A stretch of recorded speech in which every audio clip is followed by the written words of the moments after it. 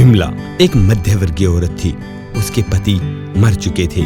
उसके एक छोटी सी प्यारी सी बेटी थी जिसका नाम पिंकी था।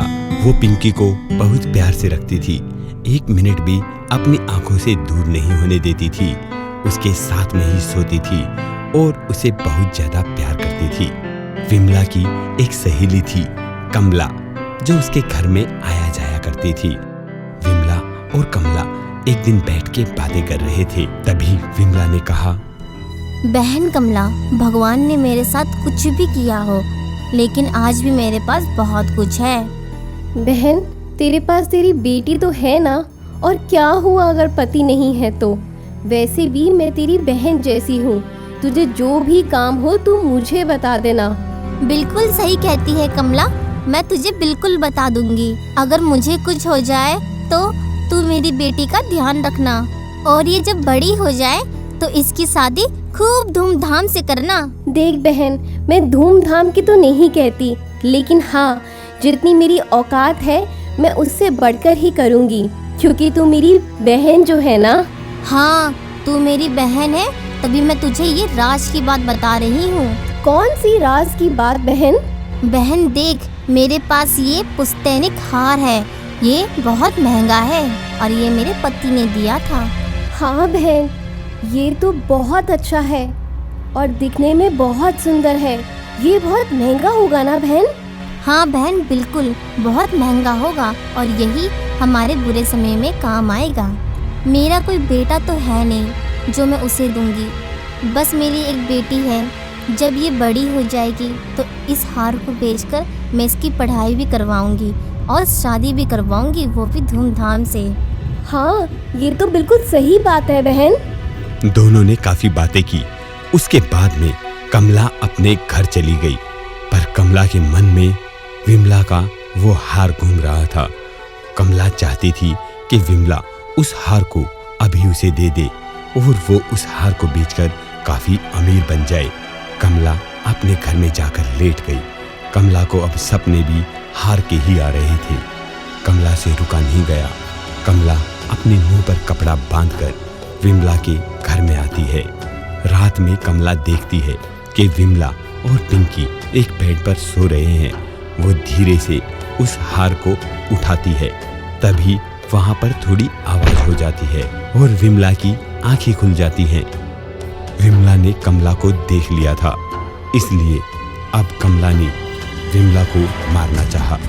कमला ने बेड पे रखा हुआ तकिया उठाया और विमला के मुंह पर ढक दिया। वो विमला का मुंह दबाकर विमला को मार रही थी। तभी वहां पर पिंकी की आंखें खुल गई। मौसी, मौसी तुम क्यों मार रही हो मेरी माँ को? तुम ऐसा क्यों कर रही हो मौसी? मौसी तुम क्यों मार रही हो मेरी माँ को? मौसी चल हट, दूर हो जा यहाँ से। कमला ने पिंकी को जोर से धक्का मार दिया और विमला का गला दबाकर उसकी हत्या कर दी। पिंकी अपने छोटे छोटे हाथों से कमला पर वार कर रही थी। कमला ने पिंकी का भी गला दबाकर उसे मार दिया और वहां से हार लेकर चली गई।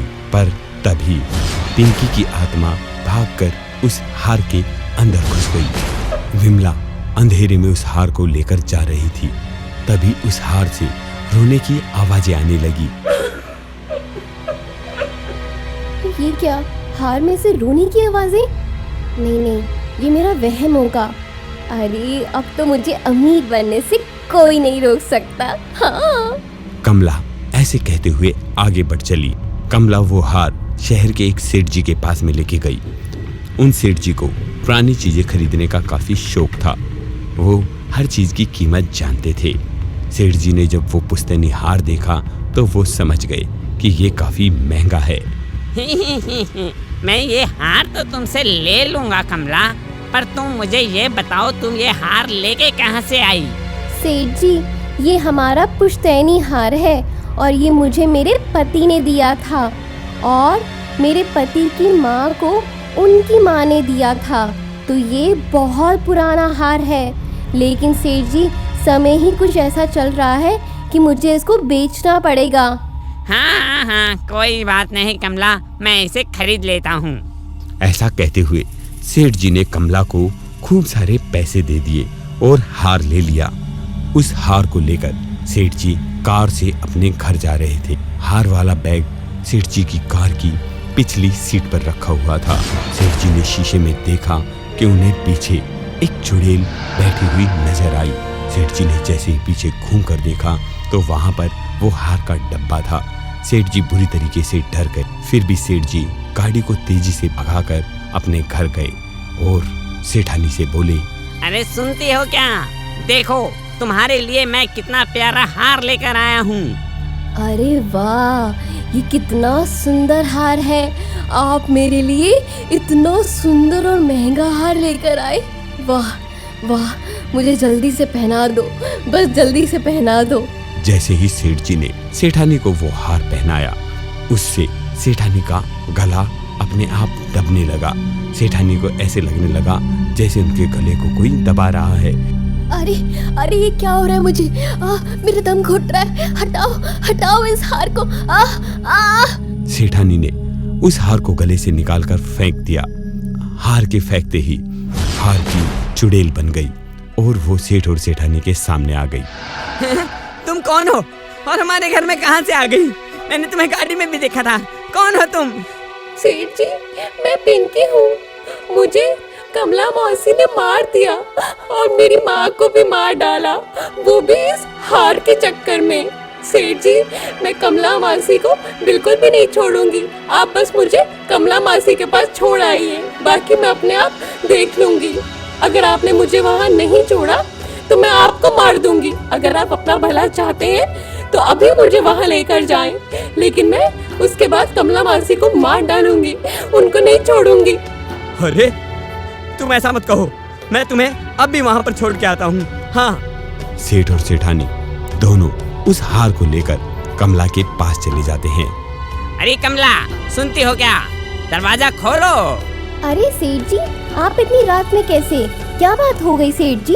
अरे कुछ नहीं, मैं जो तुम मुझे हार दे के आई थी उस हार को लौटाने आया हूँ। क्यों सेठ जी, क्या बात हो गई? आपको तो बहुत पसंद आया था ना वो हार? हाँ, मुझे अब भी काफी पसंद है, पर ऐसा करो इस हार को तुम ही रखो और मुझे पैसों की भी जरूरत नहीं है, बस तुम इस हार को ले लो। ऐसा कहते हुए सेठ जी उस हार को कमला के पास रख के वहाँ से भाग जाते हैं। अब कमला के घर के खिड़की दरवाजे अपने आप बंद हो जाते हैं और वो हार चुड़ैल में बदल जाता है।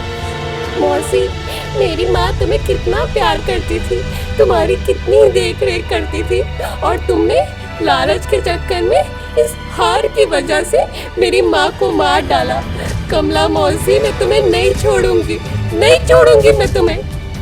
ऐसा कहते हुए पिंकी कमला पर हमला कर देती है और कमला का गला दबाकर पिंकी उसे भी मार देती है, जैसे कमला ने विमला को और पिंकी को मारा था।